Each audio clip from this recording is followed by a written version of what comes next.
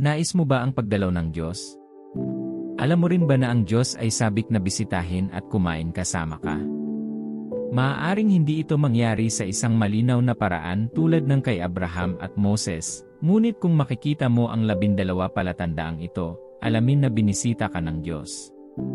Kung hindi ka pa nakasubscribe sa channel na ito sa YouTube, mangyaring pindutin ang buton na mag-subscribe ngayon para mas maraming inspirational na video ang maihatid sa iyo. Mga minamahal, hindi ka kinalimutan ng Diyos. Siya ay sabik na dalawin ka sa iyong mga paghihirap at ibalik ka sa lahat ng paraan na iyong dinanas ng pagkawala. Tuklasin ng video na ito ang mga palatandaang makikita mo kapag binisita ka ng Diyos.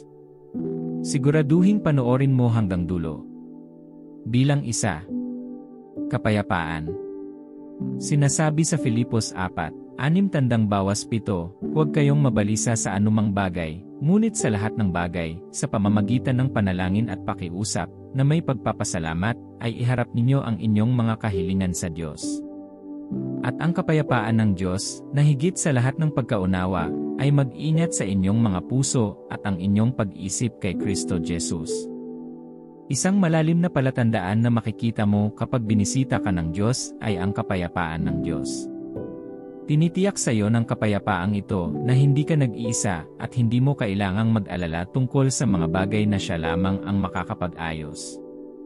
Ang kapayapaang ito ay nagmumula sa presensya ng Diyos, na nagbibigay sa iyo ng kapahingahan mula sa lahat ng iyong mga pagkabalisa at pagkabalisa. Maaaring hindi ka mapakali sa mga problemang pinagdadaanan mo at sa mga unos na bumabagsak sa iyong buhay, pinansyal man, emosyonal, espiritual, o iba pang anyo. Ngunit habang ikaw ay tumatawag sa Diyos sa panalangin at pasasalamat, isang hindi maipaliwanag na kapayapaan ang pumupuno sa iyong puso. Bigla kang nagtitiwala sa Diyos. Ito ay tanda na binisita ka ng Diyos. Nasa dagat kasama niya ang mga disipulo ni Jesucristo nang biglang bumagyo. Napakabangis nito na ang kanilang bangka ay napuno na ng napakaraming tubig at tila sila ay malulunod. Gayunpaman, nang tumawag sila kay Jesus, nagsalita siya sa bagyo at nagkaroon ng kalmado. Ang mga alagad, na minsan ay natakot at hindi mapakali dahil sa takot, ay biglang naging mapayapa, nagtataka sa kahangahangang Diyos. Ang kapayapaan na kanilang naranasan ay nagbunga ng pagdalaw ng Diyos sa mahirap na sitwasyon sa pamamagitan ng pagpapatahimik sa bagyo. Napakalapit pa rin niya sa iyo hanggang ngayon. Ang kailangan mo lang gawin ay tumawag sa Kanya at mararanasan mo ang Kanyang pagdalaw sa iyong buhay. Kapag binisita ka niya, magiging mapayapa ang iyong isip at kaluluwa. Numero 2. Dumating ka sa karunungan. Ang karunungan ay isa pang palatandaan na binisita ka ng Diyos. Maaaring ikaw ay walang kaalam-alam tungkol sa ilang bagay o hindi mo alam kung paano pinakamahusay na mamuhay, ngunit kapag binisita ka ng Diyos, tatanggap ka ng karunungan habang buhay. Ang karunungan na ito ay magdadala ng pagbabago at pagiging produktibo sa iyong buhay. Matutuklasan mo na kung ano ang pinaghihirapan ng mga tao na makamit ay nagiging mas madali para sa iyo dahil mayroon ka at pinapatakbo sa pamamagitan ng higit na karunungan ng Diyos. Ang karunungan na ito ay hindi lamang magkakaroon ng hugis sa iyong negosyo o trabaho, nagsisimula itong magkaroon ng hugis sa iyong relasyon sa Diyos at sa tao. Ang karunungan na ito ay tutulong sa iyo na manatiling higit sa pakikisama at maging maseryoso sa pag-aaral ng salita ng Diyos. Gayon din, makikita mo na hindi ka lamang nakakakuha ng magagandang libro ng lahat, ngunit ang lahat ay palaging iginagalang ang iyong presensya at opinyon. Tinamasa ni Solomon ang gayong karunungan pagkatapos siyang dalawin ng Diyos. Ang karunungan na ito ay nakatulong sa kanya na magkaroon ng maayos na pamamahala bilang hari ng Israel. Maaari siyang gumawa ng matino na mga paghatol sa pinakakontrobersyal na mga pangyayari, at siya lamang ang hari na hindi napunta sa digmaan. Ito ay dahil siya ay may karunungan na bumuo ng diplomatikong relasyon sa mga kalapit na bansa. Nakuha niya ang paggalang at pagmamahal ng ibang mga hari sa malayo at malapit na mga bansa, at sa kabila ng kanyang kayamanan, ang mga tao ay laging nagdadala ng mga regalo para sa kanya nang hindi hinihingi. Kapag namumuhay ka ayon sa banal na karunungan, magagawa mong gumawa ng mabubuting paghatol tungkol sa mga bagay-bagay at masusulit mo ang lahat ng bagay na iyong magagamit. Magagawa mo ring maghatid ng kaligtasan sa buhay ng maraming tao sa pamamagitan ng mahusay na payo. Mga minamahal, marahil ay hindi mo alam, ngunit ang isang mabuting paraan upang tamasahin ang karunungan ng Diyos ay ang pagkatakot sa Kanya. Ang ilang mga tao ay naghihintay para sa pagdalaw ng Diyos, hindi alam na ang lahat ng kailangan nila upang tamasahin ang Kanyang pagdalaw ay ang pagkatakot sa Kanya, isang takot na nagmula sa isang banal na paggalang sa Kanyang kasindak-sindak. Sinasabi sa Kawikaan 9:10, ang pagkatakot sa Panginoon ay pasimula ng karunungan, at ang pagkakilala sa banal ay pagkaunawa. Sapagkat sa pamamagitan ng karunungan ay dadami ang iyong mga araw, at ang mga taon ay madaragdagan sa iyong buhay, gagantimpalaan ka ng iyong karunungan, walang saysay na asahan ang pagdalaw ng Diyos at walang takot sa Diyos. Pahihirapan ka lang nito ng walang katapusan. Ngunit kapag mayroon kang takot sa Diyos at iginagalang mo ang Kanyang pangalan, inilalabas mo ang Kanyang mga kamay upang dalawin ka ng Kanyang banal na karunungan, na higit sa lahat ng kaalaman ng tao at mga imbensyon ng siyensya. Suriin ang iyong sarili ngayon. Talaga bang may takot ka sa Diyos? Kung hindi, maaaring maging hadlang iyon sa iyong pagdanas ng Kanyang pagdalaw. Hilingin ang Kanyang awa ngayon upang hindi mo makaligtaan ang Kanyang pagdalaw sa iyong buhay. Huwag kalimutan na ang pagkatakot sa Panginoon ay ang simula ng karunungan, at ang pagtamasa sa karunungan ng Diyos ay tanda na binisita ka ng Diyos. Bilang 3. Nakatanggap ka ng salita ng propesya. Ang isa pang palatandaan na binisita ka ng Diyos ay isang salita ng propesya mula sa Diyos na nagpapatunay na nakikita niya ang iyong mga problema at dumarating para sa iyo.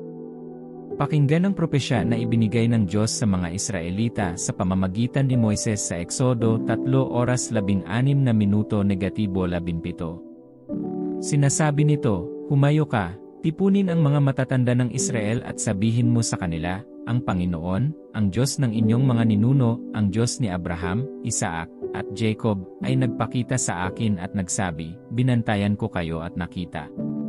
Kung ano ang ginawa sa inyo sa Ehipto at ipinangako ko na ilalabas ko kayo mula sa inyong paghihirap sa Ehipto, tungo sa lupain ng mga Kanaanita, Hiteo, Amoreo, Perezeo, Hivita, at Jebuseo, isang lupaing binubukalan ng gatas at pulot." Ito ay isang salita na ibinigay ng Diyos bilang tugon sa pagdurusa na dinanas ng mga anak ni Israel sa loob ng maraming taon sa lupain ng Ehipto. Ang salitang ito ay isang tanda na nagpapakita na binisita sila ng Diyos. Pagkatapos, nagsimula siyang gumawa ng maraming kakaibang pangyayari sa lupain ng Ehipto upang matiyak na palayain sila ni Paraon mula sa pagkaalipin at mahirap na trabaho. Kahit na hindi sila pinakawalan kaagad ni Faraon dahil sa kanyang katigasan ng ulo, binisita na ng Diyos ang kanyang mga tao, at ang katibayan ng kanyang pagdalaw sa lalong madaling panahon ay nagkatotoo. Marahil ay dumaranas ka rin ng mahirap na sandali, kaya magtiwala na dadalawin ka ng Diyos. Ang salitang iyon ng propesya na ibinigay niya ay isang indikasyon na binisita ka niya. Kahit na tila walang nagbago, huwag mag-alinlangan sa kanyang salita. Kung ibinigay niya sa iyo ang kanyang salita, tutuparin niya ito. Huwag mag-alala. Hayaang magbigay ng inspirasyon sa iyo ang kwento ng mga anak ni Israel, na ililigtas ka rin ng Diyos mula sa hindi kasiyasyang sitwasyong ito. Manampalataya lamang sa Kanya at matiyagang maghintay sa Kanyang pangako.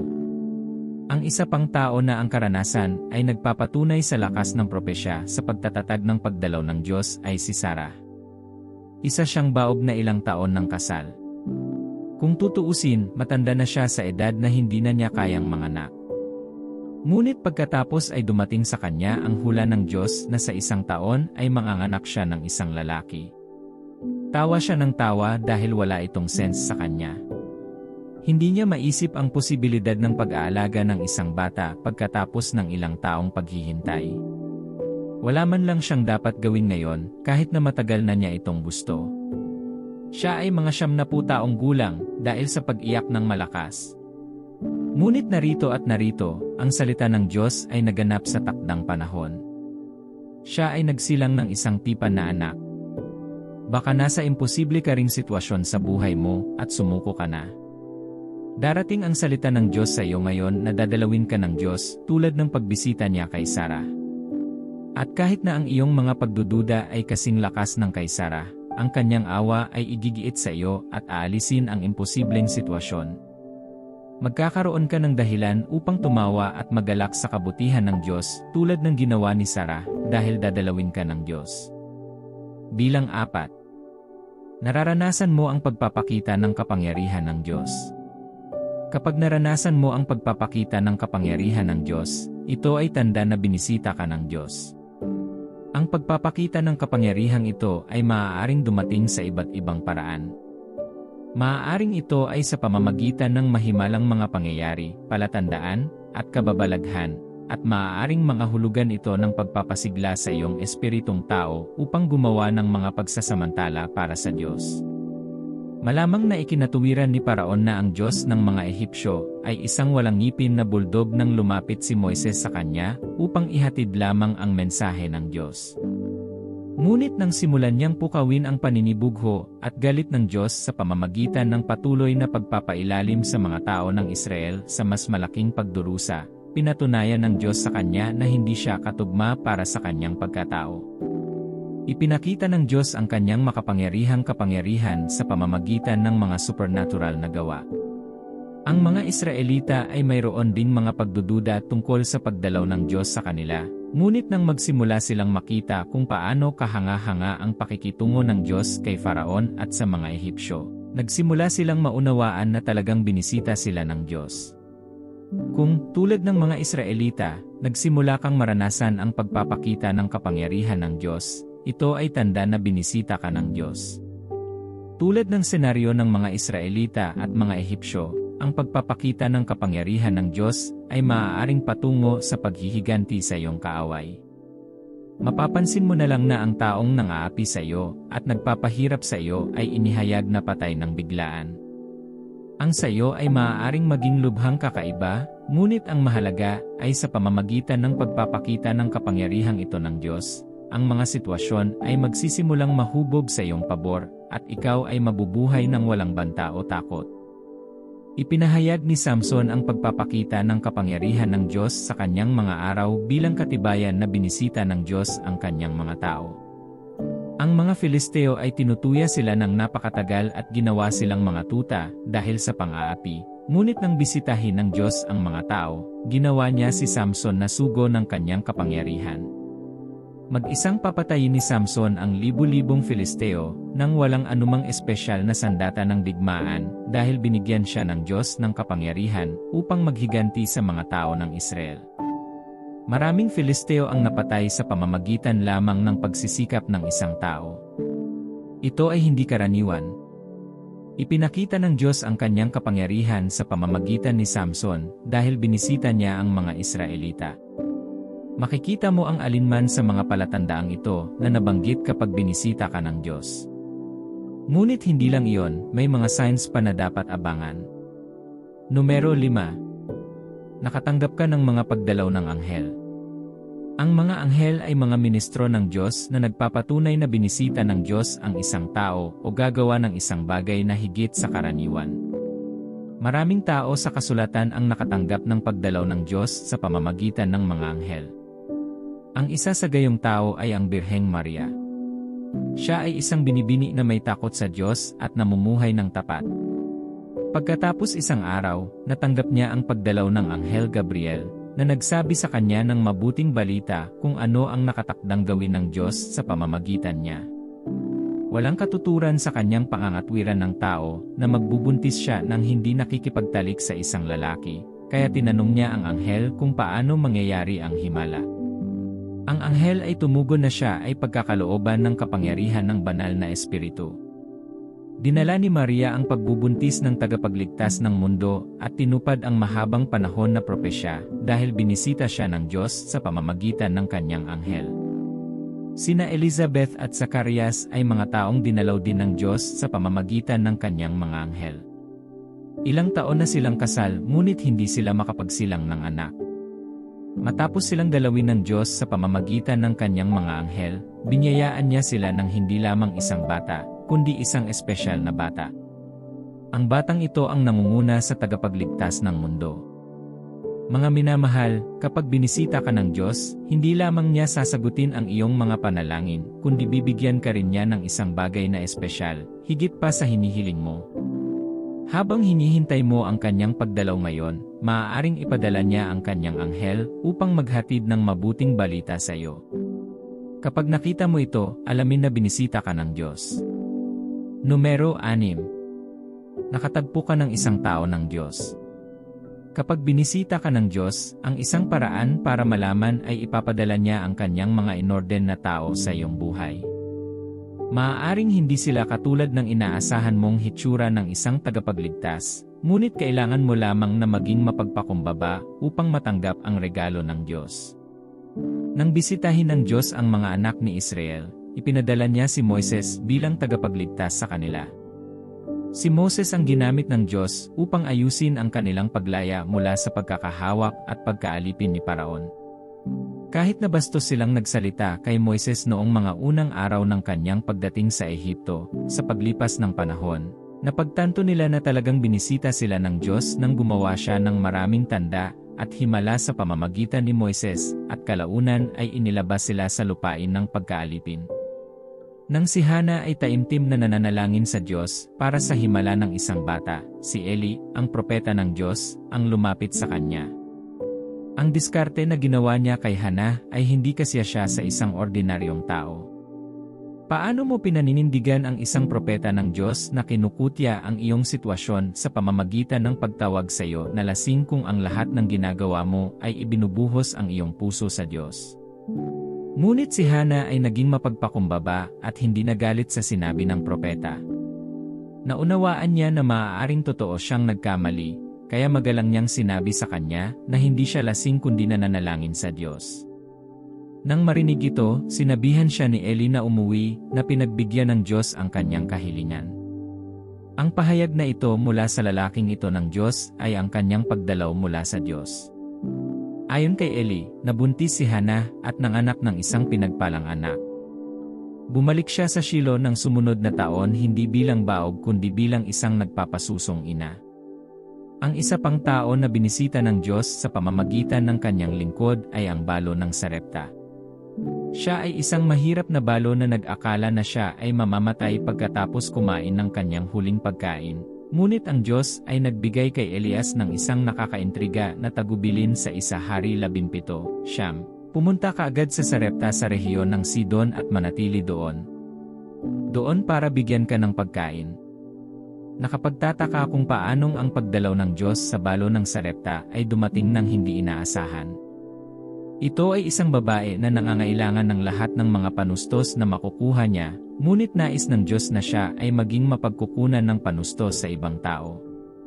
Sa kanyang kaawa-awang kalagayan, maaari sana siyang makaligtaan sa pagdalaw ng Diyos kung ang tanging inaalala niya ay ang kanyang sarili. Ngunit dahil siya ay isang babaeng nagmamalasakit sa iba, ibinahagi niya ang kanyang huling pagkain kay Elijah, at iyon ang nagbukas ng pinto ng kasaganaan para sa kanyang pamilya. Hindi lang iyon, naging instrumento rin si Elijah sa pagbabalik ng buhay ng kanyang anak nang bigla itong mamatay. Minamahal, maaaring kailanganin mong suriin ang iyong sarili at tingnan kung hindi ka pa nakakaligtaan sa pagdalaw ng Diyos dahil sa pagiging makasarili. Ang pagkakamali ng maraming tao ay ang isipin na sila ay masyadong naghihirap para pagpalain ang iba, masyadong walang magawa para tumulong sa iba, at masyadong mahirap para tulungan ang iba. Ngunit ang saloobing iyan ay maaaring ang pumipigil sa iyo na masiyahan sa pagdalaw ng Diyos. Minsan, ang kailangan mo lang para matamasa ang pagdalaw ng Diyos ay ang pagbabago ng ugali na naging hadlang.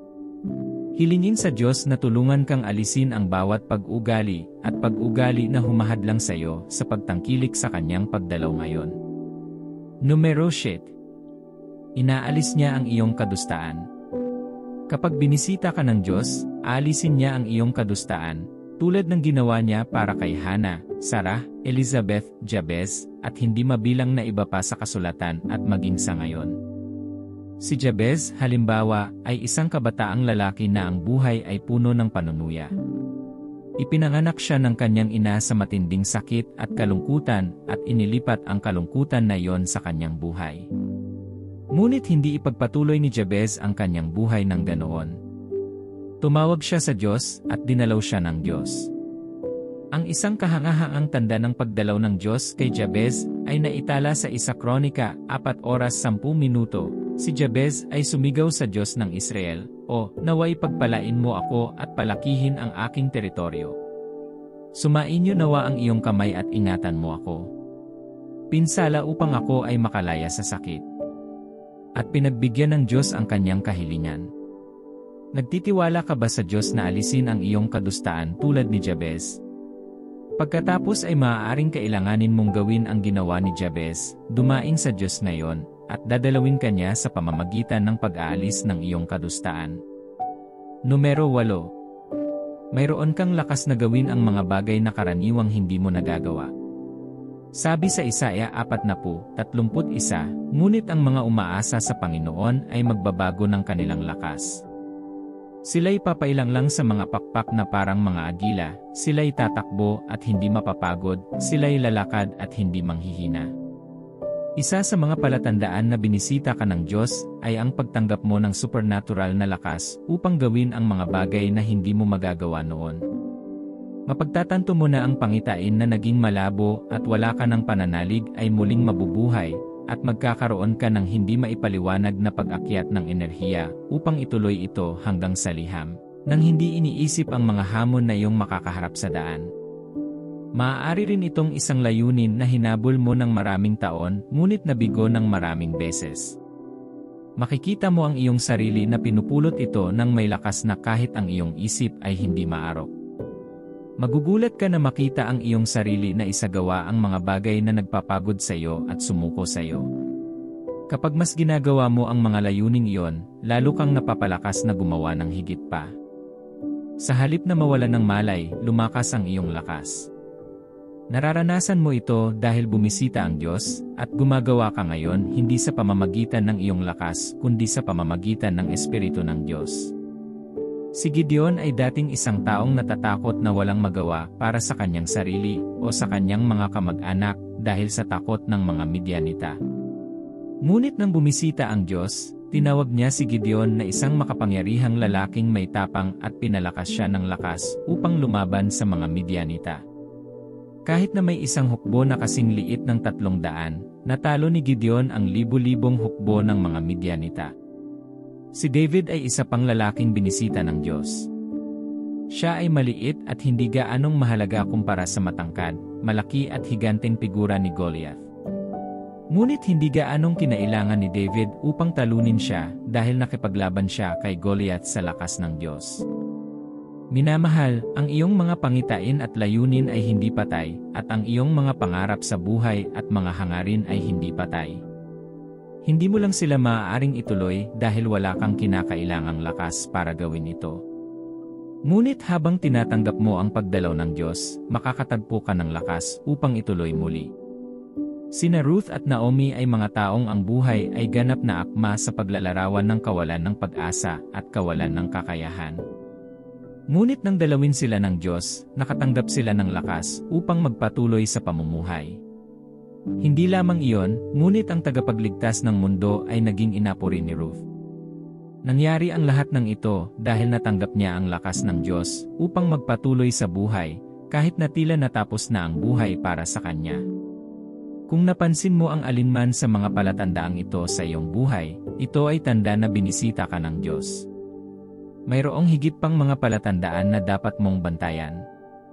Numero 9. Nasisiyahan ka sa supernatural na probisyon. Kapag binisita ka ng Diyos, matatamasa mo ang supernatural na probisyon. Maaaring dumating ang probisyong ito sa anyo ng pagtaas ng pananalapi, pagtaas ng negosyo, o pagbibigay ng iyong mga material na pangangailangan, bukod sa iba pa. Kapag pinaglaanan ka ng Diyos, maaaring gumamit pa siya ng mga taong hindi mo inaasahan para tulungan ka, ngunit iyon ang dahilan kung bakit ito ay supernatural. Ang kwento ng mga Israelita ay sumasaisip dito. Nang dalawin sila ng Diyos, tumanggap sila ng mga regalo at mga probisyon mula sa mga Ehipsyo na umapi sa kanila sa loob ng maraming taon at nag-atubili na palayain sila mula sa pagkaalipin. Bilang resulta, ang mga Israelita ay umalis sa Ehipto na may masaganang pag-aari. Ang isa pang kwento na nasa isip ay ang 1 Hari 7. Ang Samaria ay nasa matinding taggutom dahil kinubkob sila ng mga Aramean. Dahil dito, ang mga mamamayan ng bansa ay hindi makalabas-masok sa lungsod upang makipagkalakalan. Nawalan ng pag-asa ang lahat sa lungsod. Ngunit isinugo ng Diyos si Eliseo upang sabihin sa hari na ang pagkain ay magiging sagana sa susunod na araw. Kamangmangan ito sa pandinig at hinamak pa nga ng isa sa mga opisyal ng hari si Eliseo dahil sa kanyang mga salita. Para sa lahat ng kanyang pagmamalasakit, ang mga kaaway ay nasa pintuan pa rin ng lungsod, walang paraan na biglang lumabas ang pagkain ng wala sa oras. Ngunit narito, nang ang Diyos ay naglaan ng higit sa karaniwan, ginamit niya ang hindi malamang na pangyayari upang buksan ang mga pintuan ng probisyon.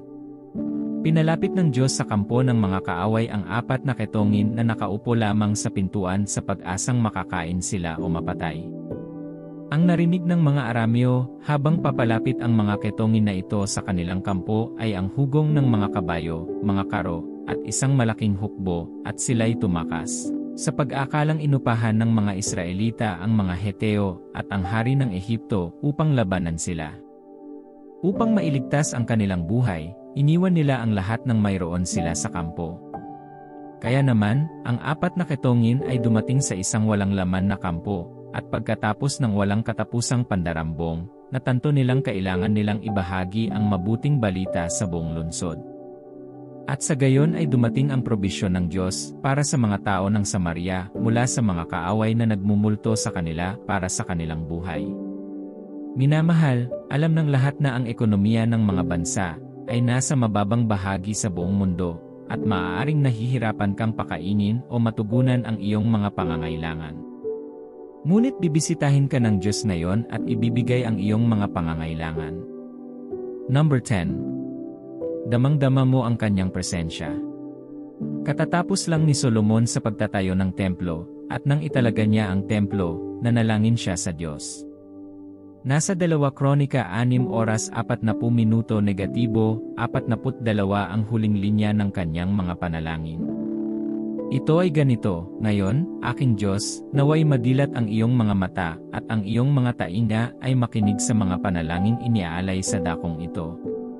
Ngayon ay bumangon ka, Panginoong Diyos, at pumarito sa iyong pahinahang dako, ikaw at ang kaban ng iyong kapangyarihan. Ang iyong mga pari, Panginoong Diyos, ay mabihisan ng kaligtasan, at ang iyong tapat na mga tao ay magalak sa iyong kabutihan, ang iyong pinahiran, alalahanin ang dakilang pag-ibig na ipinangako sa iyong lingkod. Nang matapos si Solomon sa pagdarasal, bumaba ang apoy mula sa langit at tinupok ang mga handog na sinusunog, at ang kaluwalhasyan ng Diyos ay napakabigat sa templo na kahit ang mga pari ay hindi makapasok sa templo. Ito ang pinakamalamang na mararanasan mo kapag binisita ka ng Diyos. Ang apoy ay maaaring hindi pisikal na dumating, ngunit ang iyong puso ay magsisimulang mag-alab ng napakainit na hindi mo makontrol ang iyong mga damdamin o kilos. Ikaw ay nahuli sa presensya ng Diyos, ang magagawa mo lang ay sambahin siya. Habang nalaman mo ang mga palatandaang ito, nararanasan mo ba ang iyong sarili sa alinman sa mga ito? Kung binisita ka ng Diyos, dapat tumigil ka sa pag-aalala, ngunit salamat sa Diyos sa pagbisita sa iyong buhay. Mayroong higit pang mga palatandaan na malamang na makikita mo kapag binisita ka ng Diyos. Number 11. Nadarama mo ang kagalakan na hindi masabi. Ang kagalakang hindi masabi ay isa pang palatandaan na malamang na makikita mo kapag binisita ka ng Diyos.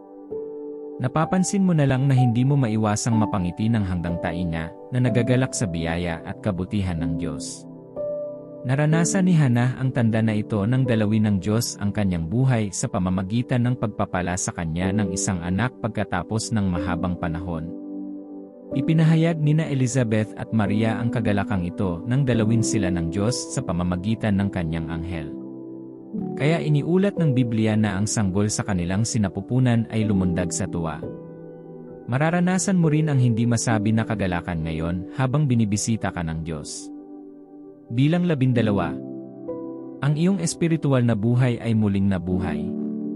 Kahit na gusto mong mag-isip tungkol sa material na mga bagay, ang isa pang magandang tanda na binisita ka ng Diyos ay kapag ang iyong espiritual na buhay ay muling nabuhay. Malalaman mong mas mahal mo ang Diyos at mas binibigyan ka ng espiritual na pagsasanay tulad ng pag-aaral ng Biblia, pagdarasal, pag-aayuno, pag-ebanghelyo, at iba pa.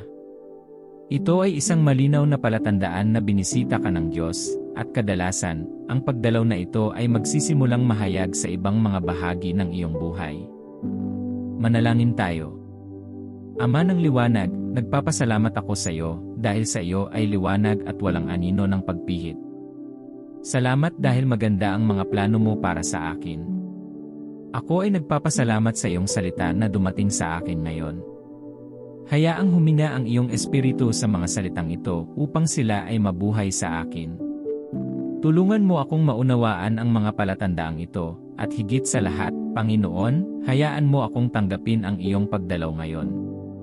Hinihiling ko na ang bawat pag-ugali at ugali sa akin na nagpamiss sa iyong mga pagdalaw ay alisin sa akin, at tulungan akong yakapin ang tamang saloobin upang mapahusay ang iyong pagdalaw sa aking buhay. Mahal na Panginoon, hayaang dumaan ang iyong biyaya para sa akin ngayon. Maaaring hinamak ko ang iyong pagpapadala ng mga tao mula sa kamangmangan, ngunit mangyaring bigyan ako ng karunungan upang tanggapin at parangalan ang lahat ng iyong ipaparating sa aking daan ngayon at mula ngayon. Dalangin ko na punuin mo ako ng isang bertud ng pag-ibig at kababaang loob upang anuman ang aking pagdaanan, maibahagi ko ang iyong pagmamahal sa mga taong dumarating sa akin. Hayaang ipakita ko ang iyong kagandahang loob sa lahat ng aking ginagawa, at habang hinihintay ko ang iyong pagdalaw, tulungan akong mamuhay sa kabanalan at paggalang sa iyo. Hinihiling ko, Panginoon, na dalawin mo ako ng higit sa karaniwan. Hayaan mong maranasan ko ang iyong kapayapaan, ang iyong kagalakan, ang iyong pagkakaloob, kahit sa gitna ng kakapusan. Sumisigaw ako sa iyo ngayon na bibisitahin mo ako at aalisin ang bawat kadustaan sa aking buhay tulad ng ginawa mo para sa Jabez. Hayaan ang aking buhay na makatanggap ng isang supernatural na pag-ikot at palakihin ang aking kapasidad sa bawat lugar ng buhay. Punuin mo ako ng iyong banal na karunungan upang ang aking buhay ay maging mas produktibo at mabunga. Gawin mo akong sugo ng iyong presensya upang saan man ako magpunta, makatagpo ng mga tao ang banal na karunungan ng Diyos. Mahal na Panginoon, dalangin ko na palakasin mo akong gawin ang lahat ng mga takdang aralin na inilagay mo sa aking pangangalaga. Tumatanggap ako ng biyaya at lakas na gawin ang lahat ng kailangan sa akin. Dalangin ko rin, Panginoon, na alisin mo ang takot sa aking buhay, at naway mabuhay ako ng lubos sa aking ordinasyon sa iyo, gaya ng ginawa mo kay Gideon. Ang iyong propesya sa aking buhay ay hindi mabibigo, ito ay matutupad sa takdang panahon. Hayaang maranasan ng aking buhay ang pagpapakita ng iyong kapangyarihan, at hayaang masupil sa iyo ang aking mga kaaway. Salamat, Panginoon, sa pakikinig sa akin ngayon. Sa pangalan ni Jesus, dalangin ko. Amen. Mga minamahal, hindi ka iniwan o pinabayaan ng Diyos. Habang binisita niya ang maraming tao noong unang panahon, ngayon ay dumarating din siya para sa iyo. Kailangan mo lang tumawag sa kanyang pangalan kapag tila hindi mo nakikita ang kanyang kamay, at habang sinasagot niya sila, sasagutin ka rin niya.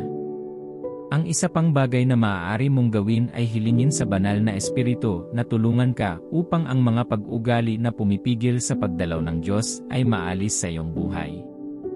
Kung sakaling magkaroon ka ng mga sandali ng pag-aalinlangan at masaksihan ang alinman sa mga senyales na binanggit sa video na ito, hayaan itong pasiglahin ang iyong puso na binisita ka ng Diyos, at malapit mong maranasan ang pagpapakita ng kanyang pagbisita sa iyong buhay.